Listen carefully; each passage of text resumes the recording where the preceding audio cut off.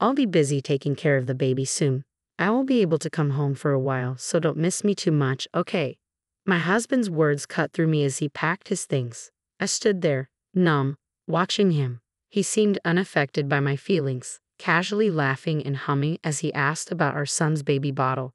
Except the baby he referred to wasn't ours. It was the child he had with his younger mistress. Yes, this man had abandoned me and our son. My name is Linda, a 42-year-old caregiver. I work part-time, so my income isn't great, but I'm currently studying to become a certified nursing assistant. My family consists of my husband and our son. My husband is 45 years old and works as a manager in a reasonably large company. He has been there for many years. He used to have a reputation as a womanizer, causing me countless tears. I confronted him multiple times, asking who mattered more to him, me or the other women. But despite the pain, I never left him because I loved him deeply. After our son was born, my husband settled into his job, and I balanced work, housekeeping, and parenting as time flew by. Robert, our son, turns 18 this month. He's worked hard through a rebellious phase and is now on the brink of high school graduation, striving to get into his dream college. The thought of him leaving home worries us as parents, though he's grown into a tall, handsome young man poised on the threshold of adulthood. As Robert focused on his college exams, there were evenings when my husband came home late. Initially, I attributed it to his demanding job, but unanswered calls and messages fueled my suspicions. Evidence accumulated, perfume on his suits, stray hairs in the car, that left me doubting, yet I lacked the courage to confront him. Then, during a family dinner one evening, my husband, flushed from alcohol, remarked, "Robert has really grown up, hasn't he? I still feel like a kid sometimes. But you've grown so much taller since middle school, and your face has matured, hasn't it?" Robert, visibly embarrassed by the attention, awkwardly scratched his head. My husband glanced at us casually and remarked, "So you don't need your old man anymore, huh?" "What do you mean?" I was taken aback by the sudden shift in conversation, exchanging puzzled looks with Robert. My husband finished his beer in one gulp and dropped the bombshell. "Well, the thing is, my girlfriend is pregnant." The room fell silent. Girlfriend? Pregnant? It was incomprehensible. I let out a nervous laugh. "You must be joking. You've had too much to drink." "No, it's true. I've been seeing her for a year now. I intended to keep it quiet, but it looks like we're expecting a baby." I stood up abruptly, shielding Robert's ears. He stared at his father, bewildered. "Robert, please go back to your room."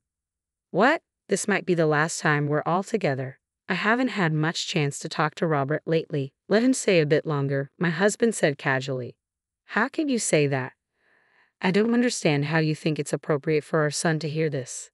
"And what do you mean by the last time?" Anger surged through me, and I raised my voice. In a protective reflex, I pulled Robert close in a tight hug. He's already stressed with his upcoming exams. I don't want him involved in this kind of conversation. My husband remained unfazed, continuing, "Well, I won't be coming home for a while because I'll be helping her raise the baby, you know." My head spun at his words. So he had a mistress and was expecting a baby with her, dropping this bombshell on us only as the birth approached. I couldn't comprehend my husband's actions. I felt like everything was unraveling. Over our more than 20 years together, there were times I resented him, but I always found solace in seeing him as a devoted father to Robert. Did he truly desire his mistress so intensely that he was willing to discard all the trust and years we had built together?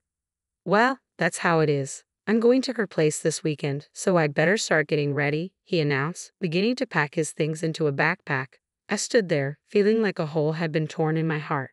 "Hey, do we still have the baby bottles Robert used?" Despite the somber mood, my husband was smiling. I shook my head silently. There was one thing left, not saved for him and his mistress, but for when Robert grew up, so my husband and I could reminisce about our parenting journey, praising each other and sharing memories. My husband muttered something about it being a waste and headed to the bedroom to organize his clothes. Did he just abandon us? Robert whispered tearfully, and I couldn't find the words to deny. 3 days later, my husband left for his mistress's place. When I confronted him, crying that I had once believed in him, he replied, "I always wanted another child, but you were always so busy, weren't you?" And while we were caught up in all that, we just kept getting older. I knew we couldn't have another one. I forced a laugh, the pain cutting deep. Robert held back tears, leering at his father while gently rubbing my back. What's with that look? By the time I'm back, I won't be here anymore. Are you okay with that? You're an adult now, right? You've lost that childlike charm and aren't as cute anymore. I've heard my girlfriend's baby is a girl, so I might end up liking her more than you. Robert lunged at his father. He flinched momentarily, but then met Robert's glare head on. She's so young and cute, unlike you guys. I'm really looking forward to our future together. Yeah, I get it now. You're the worst dad. At least now Mom and I know where we stand. I joined Robert, finding my voice. Know that there won't be a home for you to return to anymore. My husband, his expression annoyed, shrugged off Robert's grip and departed without a farewell. Robert stood by me, supporting me as I felt my strength wane. We didn't sit idle after learning about my husband's mistress. We had already begun planning our next steps. About 2 weeks later, my husband called. He chuckled, mentioning how smoothly things were going with raising their daughter, who he described as adorable. He even sent a photo of his mistress holding the child, igniting a simmering rage within me. Unknowingly, he provided us with evidence. I saved the photo and began recording our conversation, amazed at his recklessness. Then, right on cue, his mistress took the phone and started talking.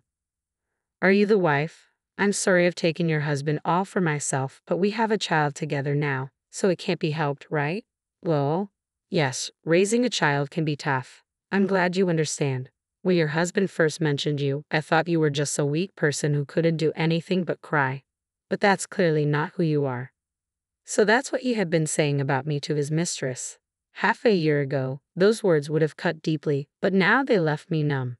My love for my husband had long since faded. You knew my husband was married with a child, and yet you pursued him anyway. I didn't know at first. He never wore his wedding ring when we were together, so when he finally told me, it was a surprise. But it didn't change my feelings for him. We're meant to be together forever. It's a good thing they're both so clueless. This would serve as evidence that the mistress knew my husband was married and still continued their relationship. While her words were infuriating, the potential payoff was significant. It would have been more challenging to exact revenge if she appeared genuinely remorseful and troubled by the unplanned child. I wished them both well and hung up. 2 years had passed since that day. Then I saw that familiar number on my phone screen. Taking a deep breath, I answered. Hey, how have you been? I'm on my way home now, so make sure the house is clean, okay? Didn't I tell you there's no home for you to return to? What are you trying to prove? My husband sounded exasperated. Okay, I admit leaving abruptly was wrong, but I can't abandon her to raise the child alone, can I? You're a mother too, you should understand. He still doesn't get it. He hasn't changed since that day. Maybe that's for the best. It confirms that Robert and I made the right choice in taking care of ourselves. I think you misunderstand. There literally is no house for you to return to. I sold it. I heard my husband gasp on the other end of the line. 2 years ago, that day, I made a decision to confront my oblivious husband with everything that had transpired. My son and I grappled with the daunting task of removing him from our lives for good. Amidst it all, I realized the risk of him wanting to return and resume where he left off. After everything he had done and said, living with him seemed impossible. Even our once shared home felt tainted to me now. When I voiced my turmoil, Robert calmly posed the question. Isn't this house in your mom's name? Yes, it's the house I inherited from my grandfather. We renovated it and moved in. In that case, why don't we sell it? Robert's bold suggestion took me by surprise, but selling the house meant my husband could never return to it. The proceeds would also fund legal assistance and a private investigator for the divorce. Robert had been saving diligently, ensuring we could start anew without financial worries. I agreed to Robert's plan and began preparations. Robert intensified his studies, earning acceptance to a distant college, while I pursued certification as a nursing assistant. With higher earning potential, I could work anywhere. Thus, we sold the house. We had obtained permission from my grandfather, who had taken on a parental role after my parents passed away. When I explained the situation, he was outraged. My grandparents contributed a portion of their savings, urging us to use it for a fresh start. Despite my hesitation, they insisting there was no reason for them to hold onto the money at their age, and pressed an envelope filled with cash into my hands. Their kindness moved me to tears. And so, we started our new life in the state where Robert's college was located. Given your lack of interest in our lives during Robert's exam preparations, you probably have no idea where we reside now. You can't bluff me like that. My husband's voice rose in panic. If you think it's a lie, you can come and see for yourself. We're busy. We're hanging up now. Hey, wait.